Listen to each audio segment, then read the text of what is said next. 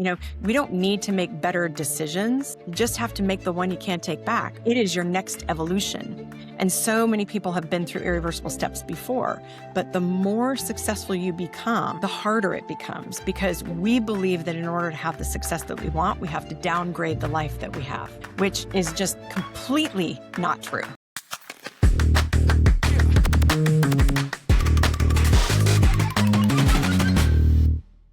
Hey, everybody. Welcome to the Inside Real Estate Podcast. I'm Ben Fairfield. And each episode we feature top performers, forward thinkers, and just incredible leaders who are sharing what's working right now in business, in leadership, and in growth. And today we're joined by the Amy Lessinger, longtime industry leader whose career has taken her from agent to broker owner to leading one of the world's most iconic real estate brands. Amy, more than all of that, you're just a wonderful friend as well. Thank you for taking the time to be on with us. Oh my gosh, Ben, I'm so excited to do this. We're going to have such a good conversation.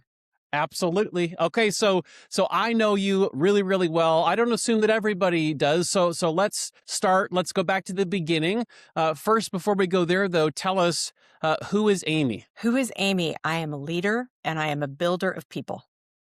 I love that. It's almost like you've said that a few times. I love that because you are, and our paths crossed. We'll get into that just a few years back, but take us back before that. So before you even got into real estate, take us very back to the beginning. Like, what got you into this crazy industry that we call real estate in the first place? How did that happen? I got into the business straight out of college, Ben. My degree is in speech pathology and audiology, so go figure.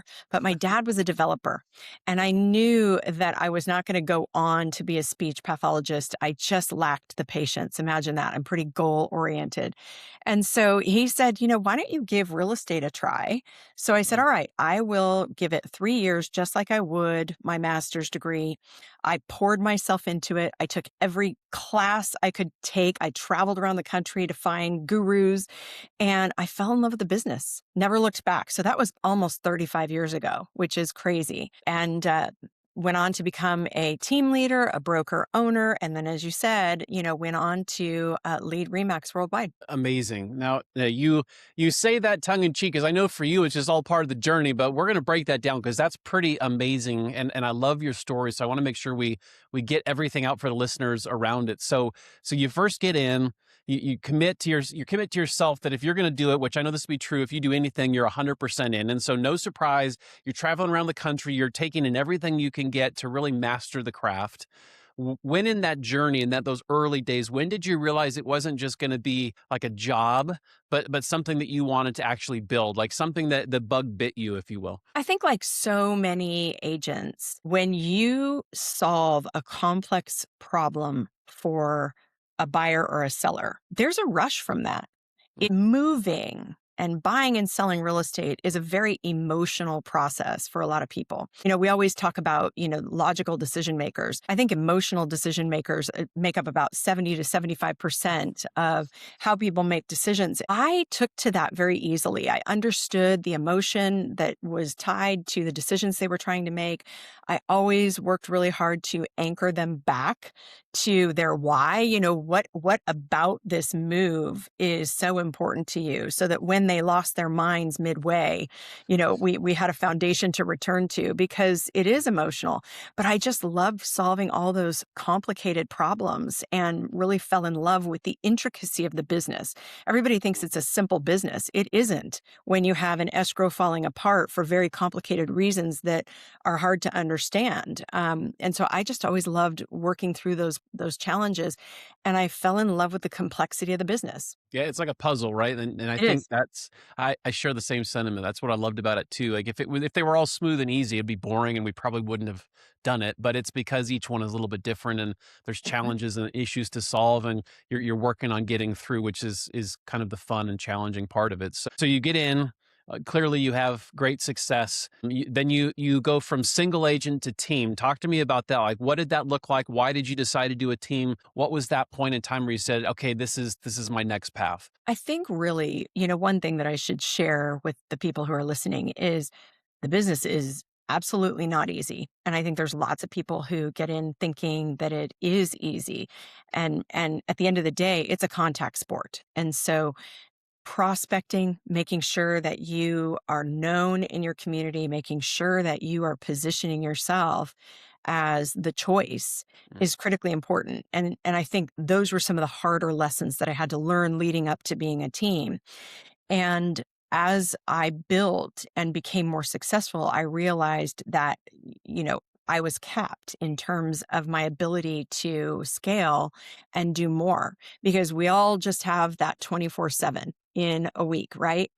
24 hours, 7 days a week, we all have the same amount of time. If you want to magnify your results, you have to do a couple of things. The first is get a whole lot more efficient mm, at what you're doing. And so it's who else can do this? And how can I replicate myself in a way that still serves the customer, but allows me to do even more? And I think that's when I stepped in and said, it's time for me to move forward and form a team because I wanted to help more people.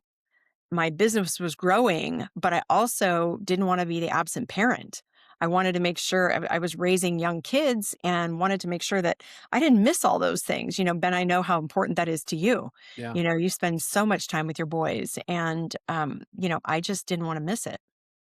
Yeah, so it was a non-negotiable for you. So what I'm hearing you saying, tell me if I'm missing this, but it was Yeah. non-negotiable for you, yet you were kind of in this middle spot being pulled in a couple directions. So it was kind of a solution to that position and that challenge. Yeah, for sure. And, I've gone through every, troubleshoot, every trouble spot you could possibly be in real estate where it's like, oh, well, I've overextended myself. I've said yes to way too much. And now I've got Yeah. to figure out how to, unwind and make sure that I don't stay in a state of chaos and overwhelm. So, I mean, I've made every mistake that there is. But yeah, exactly right. It was very intentional. It was very much like, I truly believe that we design our life. And so if there's Mm, a gap right now for you where you're feeling too overwhelmed or you don't have enough business, you've got to own all of that and it's up to you to solve it. Nobody's yeah. coming to rescue you. I love that. Yeah, no one's coming to Mhm. save you. We had that Mhm. conversation at a convention recently with somebody. But I think the other thing I want to point out to everybody, because I know this from your story and based on what you just said too, that we see a lot of people, and you and I've talked about this. There's a lot of people that start teams for the wrong reasons too, Yes. and a lot of times the wrong reason is ego. Like they want to keep up with the Joneses. They think it's what all the cool kids do.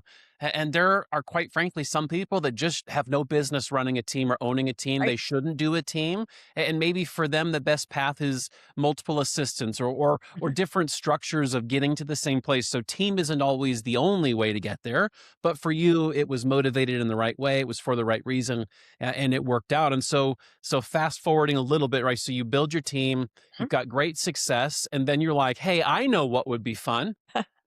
I'm going Let's to build open a a franchise. brokerage. Yeah. So Let's talk to us build a about that. Like, what did that look like? Like, what was happening in your world? What made you say, okay, team has been awesome and will be awesome. Now I want to open an office. what's funny is, it's like, I've got a great idea. Let's build a brokerage during the middle of the Great Recession. It's like, Yeah. did not see that one coming. Yeah. So really truthfully, I had always wanted to sit in the broker seat. I am just a leader and a builder of people. We said that earlier. Mm, I really felt, you know, a pull towards helping agents succeed at levels they never thought they could. I was really, really driven to ensure that the culture that I was building was one based on productivity and professionalism. We really, if we were going to run this brokerage, we were going to cater and build to the best agents in the business. mm. And that's exactly what we did. But it was really hard. We'll talk about the Great Recession, I'm sure. Yeah. Yes. Well, and you just reminded me because you and I've had the opportunity, and I'm so grateful. We've had the opportunity to share stages together, be on broadcasts Mhm. together. And I'll never forget, I'd never heard it this way, right? There's nothing new under the sun. We all both agree with that. We know that. But sometimes people package things based on their experience and say things in a way that make you go, oh. And I'll never forget, we were on a stage in Denver and we were teaching, and you brought up the three P's, right? And it Yes. was stemming from what you just said. It's stemming from your how you built your team, how you built your office, and we were speaking to broker owners in that setting. But you talked about the three P's, right? Being professionalism, productivity, and what was the third one? Profitability. Profitability, right? But you Yep. talked about, you built through this lens of these three avenues, if you will, because if you don't have all three, you've got a problem. Talk Right. to us a little bit about those three P's, because I can see that in your team, your brokerage. I saw that when we worked together, when you were leading Remax, like that seems to be the lenses that you look through for everything you're doing. For sure. And I think, truly, I also like to really simplify complex things. We tend in the business to be really busy. And when I hear is an agent or a leader say, we're so busy, it translates to me into lack of focus potentially. And I'm not Mm, judging. Truly, I have had to learn this the hard way. So I'm not judging anybody. But when I think about everything that gets thrown at an agent or a broker every single day, it is chaos. It is mm, absolutely pure chaos. Especially when I was leading during the Great Recession, I thought, okay, if I can teach people to win despite the market conditions, no matter what is happening out there, then we'll win and we'll all make it through. And so when you have all these things thrown at you, I just, one day I had an epiphany. I said, you know what?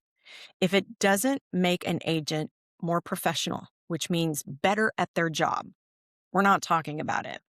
If it doesn't make them more productive, does it help them gain another buyer or seller to serve? We're not talking about it. And if it doesn't make them more profitable, meaning earn more money, keep more of what they make, we're not talking about it.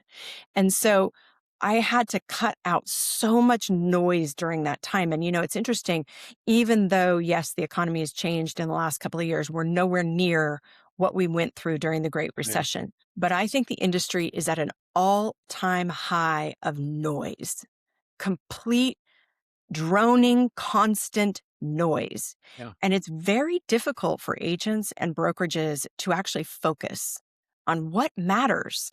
And so, I think the principle is timeless. I think it still applies today because I had to lead in such an insane environment. There was no way to calm in the storm without simplifying everything. And so that's where the three P's came from. And I think they still apply today. Absolutely. And I love that. It's just such a great lens to look through for any business, whether people are in real estate or not. Maybe somebody's listening, they're not even in our industry. Sure. The three principles apply, right? And I think in our industry, one of the things, the part of it that really caught my attention when you said that first time and you're like writing it on that easel board, I'll never forget it. The part that really caught my attention is, to your point, the noise, right? What does the industry hit? The industry hits do more production, do more production, do more production, more units, how much sales volume. And that's fine, but I can't tell you in 21 years how many agents I've met who are on the stages doing all the volume, selling all the units, and they are broke. Like They're they broke. are broke. And that's such a Oh, sad thing for me because they get so caught up in the goal is production, which I'm all about production. Don't get me wrong. I'm not saying you shouldn't aim sure. high, but the problem is for a lot of people in this industry, we set them up for failure, in my opinion, because they're focused on how many units or how much volume instead of also being then focused on what's my net profitability, because we need to Right. teach them how to be business owners. Absolutely. And, in working with so many agents and teams over the years, you can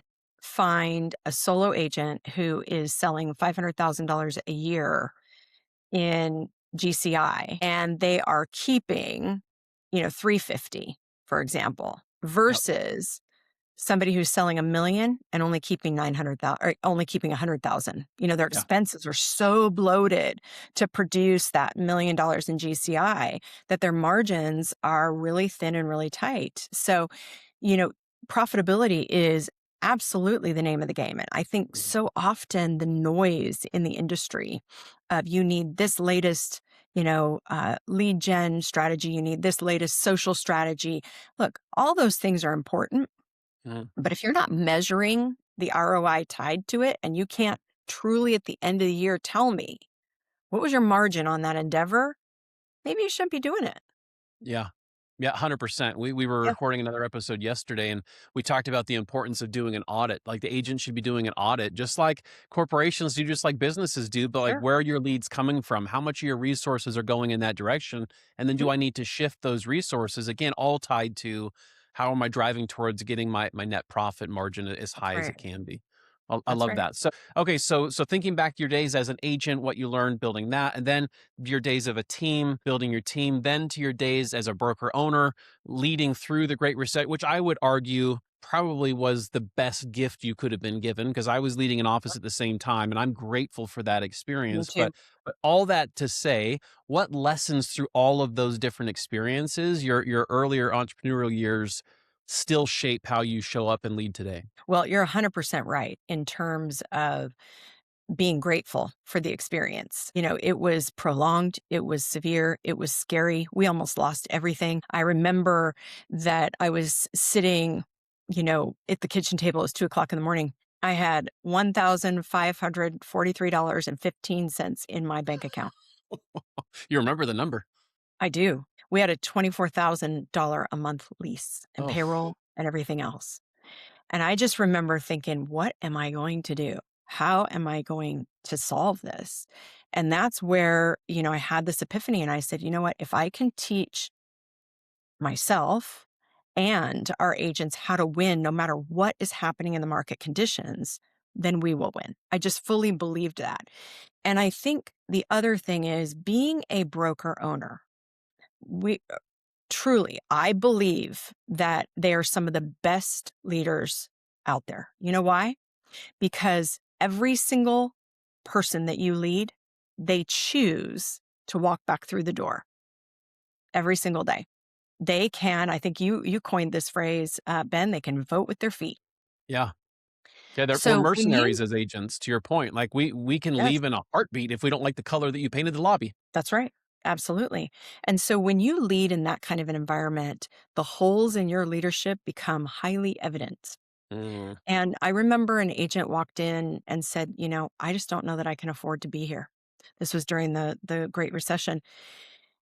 And I had poured myself into this agent. I had done everything that I knew to do. The agent still left. And I realized then and there, and it was a really hard truth, that it was like I didn't provide enough value for them to stay. Even though I had done my best wasn't good enough. So I needed to learn how to be a better leader and how to make sure that I was highly focused. And that's where your 3 Ps came from. That's where, we drove productivity and professionalism and profitability because we wanted to teach our agents to actually run an incredible business because I knew if I could build incredible businesses that were all around me, that our business would also be an incredible business. Absolutely. Yeah, you bring up a really good point, and I think it's worth us squeezing a little bit further here. That Yeah. we've all as broker owners, if you've run an office, Mhm. if you've led a team, like there's a lot of different ways this, but we've all had an agent come to us and say, "Hey, I love you, thank you, and I'm leaving." Right. So Mhm. no matter how anyone wants to sugarcoat it to look cool on stage, it's a gut punch. It sucks, but we have as leaders, Yes. to your point, a choice in that moment, right? So either we can go one direction and get really pissed off and badmouth the agent and look at all the reasons why they're wrong, or what you did, and I think this is what leaders do, we use it as a lesson, right? Doesn't mean we like Mhm. the experience, but we can use it as a lesson to say, where were my fingerprints on this? What can I do better? What can I learn from this experience? Mhm. Because I can't change it, but I can Right. absolutely learn from it. And so kudos to you. But I think that's something I want to point out to everybody, that when that inevitably happens, like we had a team in 23 states. We had agents leave. It's gonna happen, right? So just Absolutely. get used to it. But there's a lesson hidden in all of that. And so a leader doesn't love that experience, but learns from the experience instead of, I see so many people bad mouthing people when they leave and burning a bridge. And I know, just like you, we've had lots of people that eventually came back Sure. because of how we I helped did them too. exit, right? Yeah, absolutely. And I think the other thing is having been in multiple worlds, and of course, the work that I do now with companies, with leadership and retooling their leadership operating systems, if you will. So much of corporate America has leadership principles that rely solely on title and Mm. hierarchy. And that really is taking management up a notch versus leadership. And they're two very different things. And so when you are leading people as though, well, you have to listen to my title, Yeah. what happens to the culture? Mm. Yes, it becomes Instead toxic. of teaching people to lead so Mm. that their people would choose to follow them anywhere. You Yeah. know, it's very different. Management is all about, you manage systems, you manage people, and you hold people accountable to the systems. But leadership, you structure the systems, you cast the vision, and you equip the people to execute on the vision. It's Such very, an very, important very different. distinction. It's so important. It reminds me, and I know you've read it. I think I actually yeah, right here. Ha! We did not plan this, but this Which book book, is it? Five Levels of Leadership by Maxwell, Yes. right? What you're talking about, the having you need to follow me because I have a title. It's the lowest form of leadership, right? It's Right. it's it's positional leadership or title-based leadership. Nobody cares, right? Those are the leaders that Mhm. everybody talks about in the break room because they can't stand, right? Right. So to your point, how are we creating an environment and how as a leader am I showing up so that people are choosing to follow me and I'm creating an environment where they can win and develop as leaders themselves. Yeah. So important. And this is a perfect bridge because that's where I really want to go next is leadership Yeah. because I know it's a passion of both of ours. Hmm.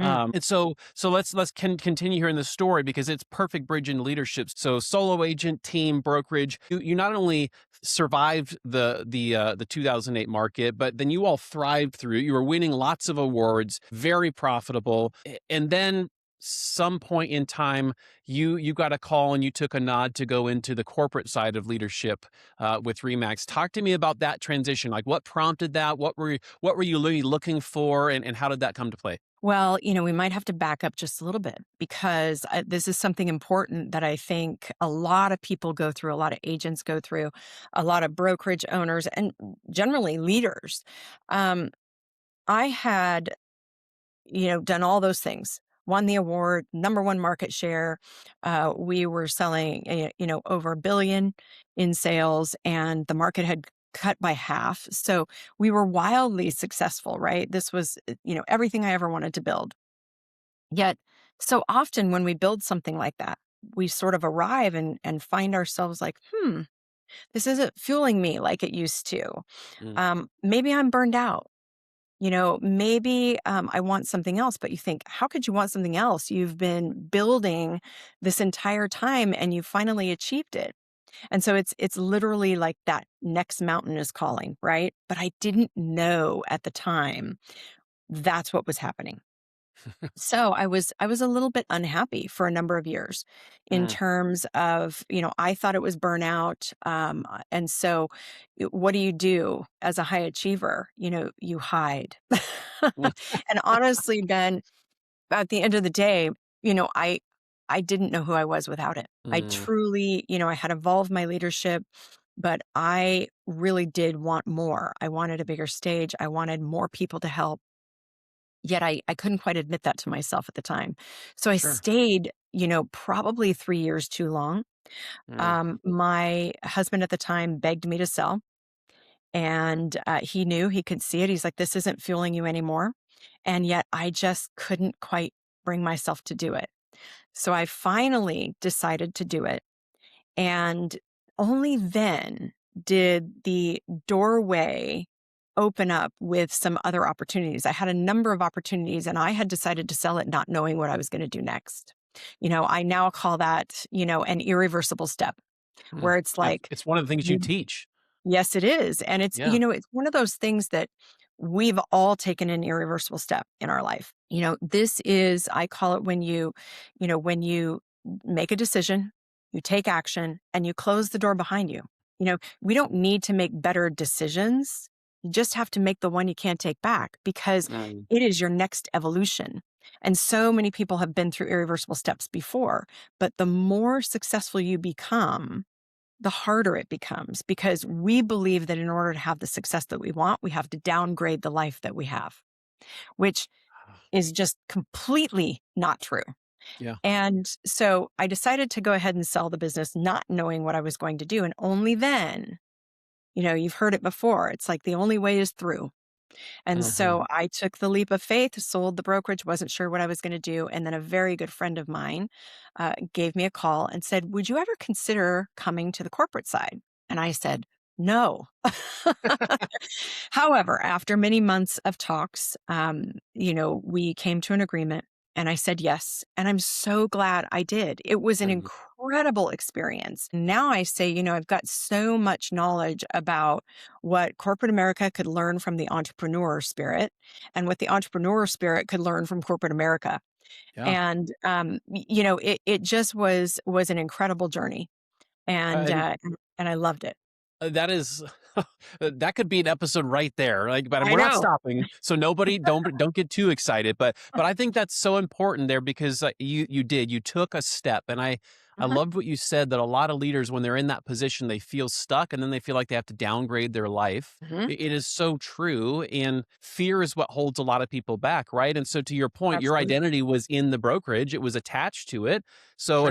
another way of saying that was comfort zone. That was what you You got it. knew, and without stepping out of that, without a plan, but having the confidence and the faith to take that step, knowing I don't quite know what it is, but I know it's not this. Right. Without that, you would have missed everything that came after that, which to your point Yes. was an incredible opportunity. Hey, before we jump back in, I want to zoom out for a second. If you're serious about growing your business, it's not just about working harder, it's about having the right tools working behind the scenes. And that's what the marketplace inside Bold Trail is built for. It brings together simple lead generation tools, done for you marketing options, and third party integration in one place so that everything actually works together. When this episode wraps, go take a few minutes and explore the marketplace and find one thing you can start using this week. And so many people do. It's that thing that's nagging at you at night. It's, there's something off and it's the Yeah. thing that keeps you awake. And yet, some people also, they know, but they're too afraid to do it because they're allowing fear to drive. Yeah. You know, we catastrophize everything within our brain because our brain is designed to keep us safe. Yep. And so, Absolutely. you know, what if it's better than you ever imagined? Have And you ever even if considered it that way? it's not fatal, right? Even if it's not fatal, it's not final. You'll do something different. Like to your point, You like can it's undo it. okay. Yes. Right. But you might Absolutely. always wonder what if, and it's okay even if you take the leap and it's not exactly what you thought. No problem. Sure. Course correct and pivot and we'll Okay. do something different. That's right. That's right. So There's you take growth this leap. every single time, though. Oh. Yeah, sometimes painful, but yes. Yes. Yes. Yeah, there's growth, right? And a mentor and a coach of mine told me years ago that you can either change by choice or change by force. Change Oh, is great. inevitable. It's going to happen. But Yes. one is by choice and one is by force. And so what you did is just you decided to choose change. Mhm. And that led to opportunity at Remax. So then you're at Remax and you've transitioned from running your business to now supporting thousands of businesses and business owners in running theirs. Mhm. In that shift, what surprised you the most? I'm curious. Like when you went from running your own business to now you're supporting thousands of business owners running theirs. What stood out to you or surprised you maybe when you made that transition? I think what surprised me the most was how everyone has similar problems. Mm, I don't wanna say the same, but every agent, every brokerage, they all have similar problems, and it is all tied to they either need more in terms of more business. So if you're a brokerage, you need more agents doing more transactions. If you're an agent, you need more buyers and sellers to serve. So, they either need more or they are at capacity and now they have to figure out how to scale.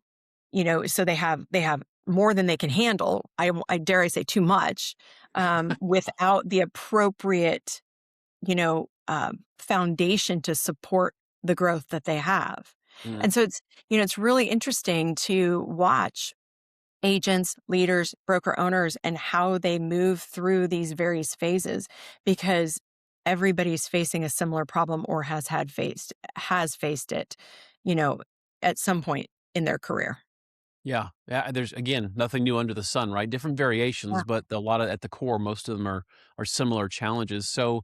So you come to Remax, and Mhm. in the first stage, you had a region of the half I of the did. U.S., right, The and West. then Yes, the West. you promoted up from there, and we'll talk more about that. But when you first came into that role, you're helping a significant sized region. You're helping a lot of people. Mhm. That's actually when we met, was the tail end of that, which we'll That's right. talk about, which was awesome. But when you were doing that, what did you see in terms of common traits, patterns, ways of operating that stood out to you from the ones that the brokers that were the most successful, the business owners who were operating at a consistently high level? What did you see? Maybe one or two things that stood out to you that just like every time I'm talking to a successful person, I'm seeing this. Yeah, two things. The first is your most successful broker owners have someone growing the company. Mm, So if it's them, great. That's their focus. They are the person who is in charge of growth. They are the recruiter, not the agent. So the transition is all about taking off the sales hat and putting on the brokerage hat. And so the most successful broker owners, they were very, very clear. Someone has got to run my growth division. And it sometimes would be them. Sometimes they would have a partner who was focused on that, or a recruiter, but somebody was paying attention to mm, intentionally growing the company every single day. So that is one of the top traits that I saw in your most successful brokerages. The other is they were operationally fit. Which, what do I mean by that? I mean that they had systems in place so that they were duplicative systems that ran like clockwork, usually with additional staff to help them. They had their admin and their operational buckets completely wired tight. And so those two traits are for brokers. And then with agents, I would say the same thing. mm, With agents, it's who is finding more buyers and sellers to serve every single day. And then when they come into, buy or sell, what is the system that serves them? What mm. kind of experience do they have in terms of, um, serving those buyers and sellers to create repeat and referral business? So I think, very similar traits in both. Absolutely. That makes total sense. And the first one, I totally agree with you. Right, somebody has to own that. That's And we right. see a lot, you and I've talked about this, and it doesn't even Mhm. matter the brand, it's just industry, but the It is. companies that really struggle to recruit are the ones where the owner is also selling and also recruiting and also being the janitor and also being the all the things. Sure. You're gonna halfway do everything because 'cause you're not able to master any one of them, right? And Jack there's of no all attention trades. being focused. Yeah, so totally agree with that, and again, whole separate episode we could do on that one because there's all the I know. objections, but definitely it's a trait there. So you go from region, and then you go to a bigger role. What was that role, and what did that transition look like? That was over, the United States. So I oversaw all of the regions, and the regional VPs, as well as, the franchise sales team, etcetera, and such an incredible group of people. was it was a fun group for sure. Yes. So you go from regional to again now bigger scale, right? So I'm highlighting this for everybody that may not know your journey because it's a pretty remarkable story of like one step at a time, working up bigger. To your point, what you said earlier, bigger stage, more Mhm. people to impact. You were getting exactly what you were looking for, even though Yeah. some days maybe you didn't want it, but you were getting exactly what you were looking for. And so Sure. now it's the whole U.S. Mhm. What changes did you see in your leadership to go from more of a regional leader to now the entire U.S. leader? When you're leading at that scale, it's really, really imperative that you are empowering, the people who, me, Ben, so well. I just hate that word reporting Yeah. to you. I never really ever will get used to that or was used to it. I Mm, just believe that yes, we have titles, yes, we have hierarchy, etc. I understand order and organizational structure. However, I also understand leadership at the scale we talked about before in terms of, building others, empowering others to execute the vision. critically important at that level and at that Mm, scale. So I really worked to develop leaders who were capable of handling things without me, without that constant, kind of oversight. And, I just believe we had an incredible team. And, I just believe that you leverage people's talents and that they have gifts to offer the world. And if you stunt those, you may be starving parts of the organization that you shouldn't. yeah, You hired them and for a inevitably reason, let them do the job. totally, and then inevitably you risk losing them, right? Because Right. if we're not putting people in a position to leverage their strengths, and now don't get me That's right. wrong, I understand there's parts of everyone's job that they don't You necessarily bet. love, but if we're Sure. not putting our people into positions to be able to leverage those strengths, they're not fulfilled, and eventually, and I've seen this firsthand, I've seen this in organizations I've been a part of, you begin losing those people to find Mhm. environments that allow them to do just that, right? So it's Really costly. incredible leaders, it, truly dynamic leaders, they simply will not tolerate it. Yeah. And you know Yeah. what? Do you want them to? Yeah, yeah, yeah. It's the natural progression of things, right? So Right. so you're in that role. Your leadership has shifted a bit, just in terms of how it shows up, because now it's a much bigger scale. There's a lot more people involved. There's a lot more in the org chart that's going on, right? And but your journey wasn't finished with Remax, because then you had one more step that you took. Tell us about that.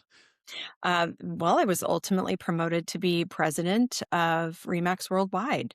And it was an incredible honor. And, I just really, really, loved that path. And, when you think about going from being 24 years old, and saying, I'm straight out of college and I'm going to take a job where there's no paycheck. There's no paycheck unless I produce a result. That is, truly how I looked at everything. I just felt like, you've got to produce a result and then everything else follows. And so, yeah, it was just such an incredible journey, Ben. Well, and the timing there was interesting too, right? So we know in the last couple of years, but it was during this tenure that the industry went through some pretty big disruption. Huge. There were some lawsuits that shall not be named because we're still scarred a little bit, right? But that was happening. We all know Mhm. that. Mhm. And so my first question there is, you're in this role. It's seemingly a lot happening, and now you've got responsibility of an entire brand network worldwide instead of just U.S. Mhm. or region. Sure. Um, what do you see being mattering most in terms of leadership traits in times like that, when there's uncertainty, there's a lot of choppy water? What do you see leadership trait wise that's most important for people who are in those seats leading through times like that? You and I touched on it earlier in terms of, being forged in the fire of the Great Recession. I felt incredibly prepared for it.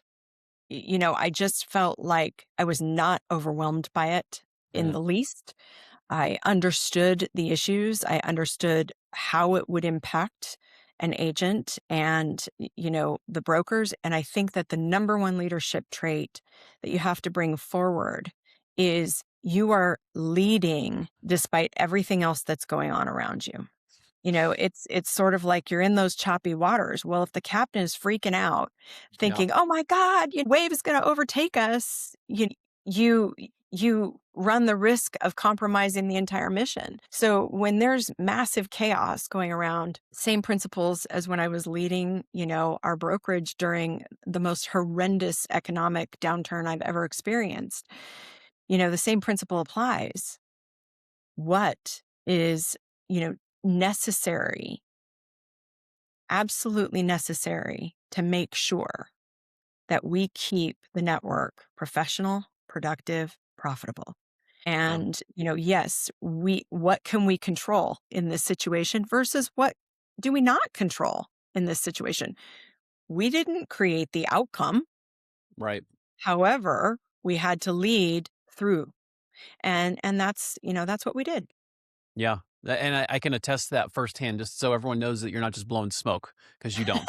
I, I, But I'm not worried I about me. remember we made a lot of, and I'm not talking about any specific people, just in general, the industry was the legal counsel in the industry was saying, just don't talk about it, it'll go away. Don't talk about it, it'll go away. And yet there, and it wasn't just Remix. There were a few other companies, Oh, leaders who were like, no, we have to go. So we have to lead our people. mhm, Leadership means leading, not just when it's easy, but when right. it's difficult. And I remember we fought that fight. And I remember sitting in a really small, very hot room doing a national broadcast to our owners, if you remember Yep. that, right? Because We're in the podcast same, room. yes, it's like we have to get out in front of this. We have to be the ones telling them, leading and telling them, here, it's going to be fine. Like it's going to Right. look different, but it's going to be fine, right? Because in the absence of that, to your point, in the absence that people create their own stories, Yes. and then we get headlines and more noise, like we've Sure. touched on before. And so, when that happens, that's just one example. But when things like that happen, when the market's shifting, headlines create fear. That's how They a lot of do. these outlets get clicks, because they know if they scare people, and even though real estate agents and brokers understand that, they still fall victim to it more times than not. Of So course. They're when that human. inevitably happens again, what do you think brokerage leaders should focus on? Like, how do they cut through the noise, and what should they focus on inevitably whenever the next version of that, whatever that looks like, comes up? I think, you know, for leaders, it's always, how do I lead through this and provide the greatest value to those that I lead? I think if you can answer that question, you know the focus. And if you don't know, sit your folks down and ask. Have Yeah. the conversation. What do you need right now? What's most bothering you? You know, tackle it head on. It's like, well, I'm scared AI is going to disrupt the industry Yeah. and I'm not going to be able to keep up. Okay, let's talk through that. What's the actual reality of that situation? And, do you really think that, a bot is going to go ahead and advise you on whether or not you need, the crawl space evaluated? Probably not. Yeah. And what you should do in terms of, this very fine point of negotiation to give the seller their emotional need and get the buyer what they need. So, again, I think Nick says this all the time. He says, AI is not going to replace the agent, but those agents who don't embrace it will be replaced. So, Yeah. as a leader in times of chaos and disruption, if you know and understand that you are leading in an effort to create value for the people you lead and to build the people you lead, you can't go wrong. It's awesome. Yeah, I totally agree. And I think, part of that, like what you say, a coach told me a long time ago too, that bad news doesn't get better with time. So Right, ignoring it or not talking about it does not make it go away. It actually creates a bigger problem. And so right. run towards it rather than away from it. Get in front of it. And to your point, ask the questions, right? I think we miss the fact Tackle it that head on. we miss the fact that our agents probably have a good idea of what they need. We just need to help get it out of them. And then that shapes, or should shape, what the productivity training and the culture and everything inside the office looks like. And Mhm. so, my question for you on the productivity side. So you've talked about the productivity being professional, being profitable. What did that look like in practice? We don't have to go super in depth into it, but in Mhm. practice, how did that show up? So you went from, I know this is important, I got feedback from my people. How did you then execute on that? Like, what did that look like in your company? You made the decision. How did you roll it out? You know, it was truly immersive. I hate the word training, but education. Mm. It was immersive education. We would have a weekly meeting, an office meeting, and I said, I'm never letting a vendor come in here to pitch or sell. This is all about where we talk about the market. We talk about best practices. We troubleshoot issues. And so, I made sure that it was focused on the three Ps, and then we would do deeper dives. Nobody knew how to do short sales back then. Nobody knew how to do REOs, just like when the industry changed over the lawsuits. Hmm. Many, many people in many states had never used a buyer representation agreement, yet other states had it required for many, many years prior. And so, it was one of those where you simply have to stay focused on educating and leading through that chaos. Absolutely. Yeah, and that's not easy. right? With leadership, we've heard it said multiple times, leadership can be lonely. Yep. But sometimes it's, it still requires that we step out, even if we don't have a lot of people around us, we still got to step out if we feel convicted and we know it's right. So speaking of that, right, the perfect segue again, and I've not shared anything with you, so you're just a rock Oh, star. Like, you know exactly where I'm going. So my next we question know is, each other very well. yeah, this is true. But so this idea of courage and leadership, right? Mhm. So looking back over your course in this industry, so up to this point so far, what is there a leadership decision or two maybe that required the most courage? Like, do you look back and you're like, man, maybe my knees were shaking, but I had to do it. I knew I had to do it, and I did it anyway. What did those look like? I would say one of those was when I chose to step away from the presidency. That was a difficult but conscious decision. It was time for me to, build something new and exciting. And, that's the work I'm doing now, which is returning back to building others, building companies, and, helping people really achieve at levels that they never thought they could. Mm. So what mistake taught you the most about leadership? Is there one that stands out? Oh, yeah. Oh my gosh. So many because I've made, pretty much every mistake, and I am not here to tell you that I'm a perfect leader even now after 30 plus years of Sure. doing it. But I am a constant student. I am somebody who is always wanting to grow and learn. So I think, we touched on it a little bit before about when you would pour yourself into agents and they would leave ultimately. Yeah. Ben, that was one of the hardest things for me. It just, I never got used to it. And even though I would own it and say, you know what, you didn't provide enough value for them to stay. Um, I think it was a failure on my part that now my today self Sure. understands it, but my younger self didn't understand it. People are on their own path and they are meant to come into and out of your life because they're on their path, not your path. Yeah. You can't make them, stay in your orbit when they've got other places to go and people to see.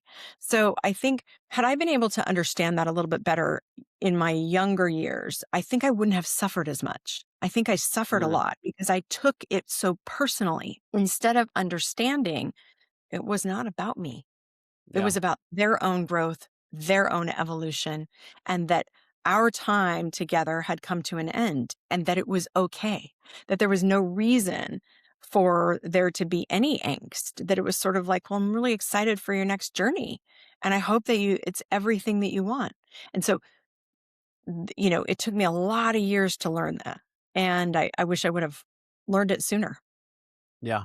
Well, it's such mic drop moments throughout that one. That's so important, right? But easy to say, definitely a lesson to learn, right? And I think that's what you're Yes. saying too. Is it's one thing to understand that for those listening to say, "Yep, that makes sense." It's quite another to actually be able to live it and put it in practice. And Yeah. nonetheless, it's really important. So, one thing I've also seen in looking at your journey too, Amy, is you've consistently been able to make decisions without a completely clear path forward. So I'd Yes. love to get your take on that. Like, how do you get to the point where you can make, because you also aren't cavalier, you're not a cowboy, you're not just shooting from the hip. Like, No. you're calculated, but you still are able to make decisions when the path isn't clear. How have you found you're able to do that for you? It may be different for people, but what's working Sure. for you in those situations? I think what I've learned is that when you've got that nagging voice inside of you that's whispering to you, sometimes it's just, like, when I held on to the brokerage too long, it was sort of like, hey, wake up. But I think we know, we truly know. And I am one who is, the truth has always been very, very important to me. Yeah. And so when we push truth down, and we don't actually acknowledge what's really happening, it takes an incredible toll on both our psyche and around on those that are around us. And so I've always, really rooted myself in what's true. What's really true? What do you know? And I make decisions based on that and based upon who I know myself to be. I told you earlier that I had no idea who I was Mm, without the accolades of the brokerage and the success of the brokerage, yet I knew that I wanted more. Well, of course, through that journey, I've done a tremendous amount of work, on myself and on sure. my leadership and I know who I am beyond a shadow of a doubt. And when you are out of alignment in those things, it's that usually is when those whispers come up and go, "Hey, hey, is Mm, this still the thing? Is this the right path? Are you in the right place?" And so, I've learned to trust that and listen to that. And I also have learned this. When we opened the brokerage, it was July of 2005. The market did nothing but crash for the next 5 years after that. We didn't know that. We just found ourselves in that situation. The only way forward is through, mm, and you don't get clear first. I work with companies and clients now where they want to build out these huge, elaborate plans before they'll ever make a move. But when you really get down to the brass tacks and you ask them a couple of strategic questions, they already know what they need to do or what they should do. They already know, but often they haven't even said it out loud. mm, And so, what I know about following that path is once you clear the way, that clarity comes after. So, certainty before you make any move at all will ensure that you are paralyzed and that you stay stuck because totally. certainty isn't the name of the game. It, it's actually much more about being true Mm. to who you are and the path you're on and what you really want in your life. Yeah, it reminds me of that of what you're saying. Reminds me of that saying that, incredible journeys start with a single step. Right, you got to take the first step. You can't That's right. wait to get into movement or action until you have it all clear. Because I don't know about you, but in my experience, what I thought would be the eventual destination when I started a journey, oftentimes was not what I thought it would be, and I'm Yes. glad that it went a different direction. But if Yes. I would have waited, I wouldn't have been on any path. I'd still be back where I was, That's right. not happy or not fulfilled, right? So I love Right. that advice. So outside of that, you're doing some incredible consulting and training. You're doing keynote speaking, and one of the things that you use is this idea, which we talked about, is this irreversible step. So Mhm. if you're talking to somebody that's kind of at that crossroads, right, to your point, where they're hearing that little voice, they've been processing it, but they just like, man, now I got to take that first step. Like, what advice would you give that person? Like, if you're speaking to Amy back in the day when you were there, or anybody else listening, if they're at that crossroads, what advice would you give them to get into that first step? The first one would be tell yourself the truth. What's really true? What do you really want? Because often when people say it out loud, or even organizations, it works for organizations as well. Organizations are not as stuck as they think. They just, the truth sometimes hurts. And so for them to actually say it out loud is really the first step. Then from there, it's what's possible now. We get into this either or thinking, and you know this about me, Ben. I am all about the both and. Yep. Either or thinking is like I can have it one way or I can have it another way. Well, what if you could have it 10 different ways? Hmm. So once you start to actually understand what's possible, you get freed up and you're not as frozen and stuck once you start to actually say, "Oh, I never even thought about that path. I never even considered doing it that way." Huh? Because we just tend to think that, okay, well, I'm a high-powered executive and what I really want to do is be a chef. That's a huge bridge, right? Yeah. Well, okay, how else could you do it? Do you have to leave your high powered job? Do you want to leave your high powered job? Is there another way that you could, explore this part of yourself without jumping all in right yet? How could you have both? And I mean, it's all about exploring those things. And the same thing is true of companies. When they say, well, we can't do it that way because of this, it's like, well, is that really true? Mm, What if it wasn't true? What if we stripped it completely? NASA is famous for this. coming at problems with a totally fresh perspective and really turning the rock upside down and all over the place, and they look at it from all the angles. That's how they solve complex issues. And so when you get into that linear thinking, that either or thinking, it is a surefire recipe to stay stuck. So my advice is tell yourself the truth and now really think about what's possible, because you're probably limiting yourself in ways that you don't have to. I love that. So challenge your assumptions, challenge Hmm. your perceptions, Sure. and look at what's possible, right? So again, and one of my love languages is asking questions. I think that's awesome Yes. because that's what you're saying. Like, how do I ask myself better questions to Hmm. see, am I really being objective? Is this really the truth? Is this really the full story? Right. That's awesome. Yeah. So I got a couple more for you here. So Okay. regardless of their industry, Hmm. somebody listening to this, maybe they want to become a better leader. They've decided this is the path they're on. They want to grow in their leadership, which I love what you said earlier too, because I want to make this point. Any leader that tells you they've got it figured out is somebody you should turn and run from as fast as you can, right? So leadership is ever evolving. We're all on a journey to continually grow. No one ever arrives. But for somebody that says, I want to definitely give this more of my effort. I want to make an intentional effort to grow in my leadership.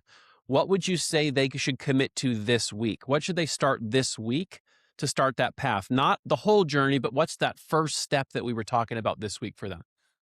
The people that you lead every single day. Again, you know how much I hate this, but the people that report to you, do you know their superpower? Do you know why they're doing what they're doing? Do you know what they want Mm, in the next year and 5 years? Have you ever asked them what they do for fun? I would say start there. You know why? You're shifting the lens from actually caring about them as a human being and understanding what makes them tick. Great leaders meet the person where they are. And you can't meet somebody where they are if you don't know the answer to those things. So such a I good would point. say start there because number one, it deepens the relationship. But number two, it helps you understand how they're wired. And this is the last one that I forgot to mention is how do you like to be rewarded? And then how would you like me to handle difficult conversations? Do you prefer head on? Do you want me to give you a pro con pro? Those kinds of things Yeah, because, that people are wired differently. Some people are way more sensitive and some people are like, give it to me straight. So if you don't know that about the people that you're leading on an individual level, you're going to try to one size fits all leadership, which never works. absolutely. Yeah, it it works for a very small percentage of the people out there. Yeah. Yes. Okay, so last question I have for you Mhm. in around legacy, right? And I think a lot of people, a lot of leaders mistakenly think of legacy like, oh, that's what people worry about or say when I'm dead. I don't think that's the truth. I think legacy is, to your point, we're all on different journeys, and the journeys kind of come in and go out of different areas and places with people.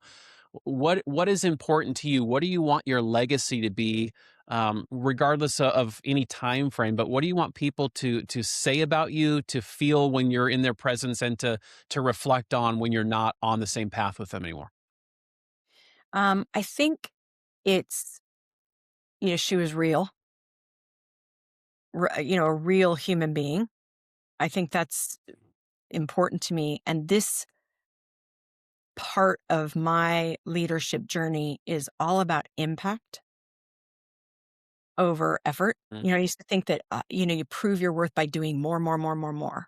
And for me, it's so much more about how many leaders and organizations can I impact and help them become an even better leader than I was, and an even better leader than the best leader they've ever been led by. That's what juices me these days. And I think that's so much more about my legacy in terms of did I help people and organizations achieve at levels they never thought possible?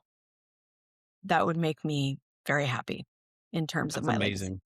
And that is why you took your irreversible step, right? And you stepped into what you're doing now. So talk to me really quickly, like how do people find you if they want you to do keynotes, some consulting, training? Like there's so much you can help people with. How do they find you? What's the best place? They can go to my website, amylessinger.com. I am on all the social channels, and the email's easy. It's hello@amylessinger.com. Even I can remember that one. Easy, very easy. Amy, I want to, I'm not blowing smoke here. Genuinely, I'm so grateful for the friendship. You are an Oh, incredible human. You are making an impact. You continue to make an impact. And I'm just genuinely grateful you took the time to be on with us today because I know this is going to impact a ton of people listening.